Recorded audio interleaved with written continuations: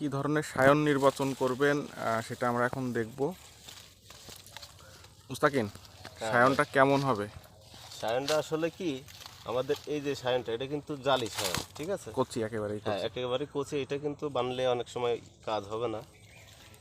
কিন্তু এই যে এই ধরনের সায়নটা আপনি দেখেন, এই যে মাথাটা দেখেন, এটা বাঁধার পরে 2-1 দিনের ভিতরে হয়তো ফুটবে, কিন্তু আমরা এখন কেটে নিয়ে বানবো।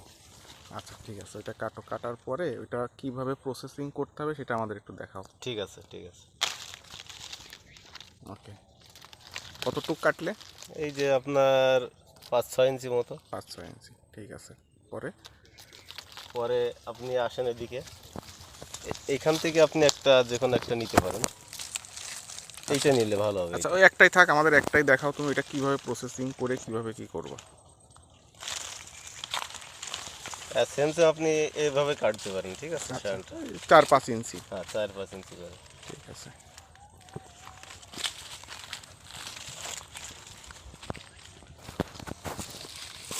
তার মানে সায়নটা একেবারে কচিও হবে না, আবার মাথা ফুটে মানে মাথা থেকে কুশি বের হচ্ছে এরকমও হবে না। এই ধরনের সায়নটা দেখেন, এই হ্যাঁ, মানে খুব তাড়াতাড়ি মাথা থেকে কুশি ফুটে বের হবে এরকম, তাই তো? হ্যাঁ হ্যাঁ। আচ্ছা ঠিক আছে, ঠিক আছে। আচ্ছা এটা এখন কিভাবে প্রসেসিং করবো এটা একটু দেখাও আমাদের।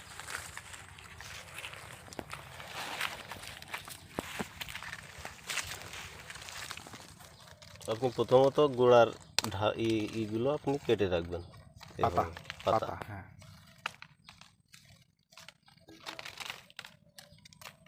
তারপরে আপনি এইভাবে কিন্তু মাথার পাতাটা একটু বাড়তি মাথার থাকবে, পাতাটা একটু বাড়তি রাখবেন, বাড়তি থাকবে, এইভাবে। কারণ না হলে পরে মাথা শুকায়, ফাঙ্গাসের আক্রমণে মাথা শুকায় যেতে পারে। হুম হুম।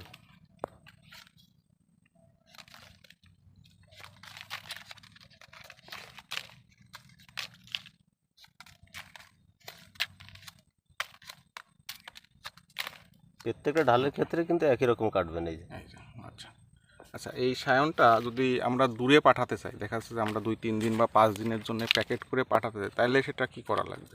আপনি যদি 2-3 দিন রেখে আপনি ফাটাতে চান, তো এইটা আপনার প্রথমত এভাবে কাটবেন। আচ্ছা, কেটে আপনি সুন্দর পরিষ্কার পানি দিয়ে ধুয়ে রাখবেন। ধুয়ে তারপর আপনি পলিথিনের ভিতরে দিয়ে আপনি সুন্দর করে এটা আপনি রেখে দিয়ে আপনি ফাটাতে পারেন। এতে আপনার মানে এটা যাতে বাতাস না ঢোকে, বাতাস না ঢোকে। ধোয়ার পরে এটা পলিথিনে ঢুকাই দিতে হবে যাতে বাতাস না ঢোকে। হ্যাঁ, এরপরে আমরা এটা 5-7 দিন 5 দিন পর্যন্ত 7 দিন স্টোর আপনি করতে রাখতে পারবো, পারবেন, সমস্যা নেই। সমস্যা না। আচ্ছা ঠিক আছে, চলো আমরা তাহলে গ্রাফটিং এর কাজটা শুরু করি।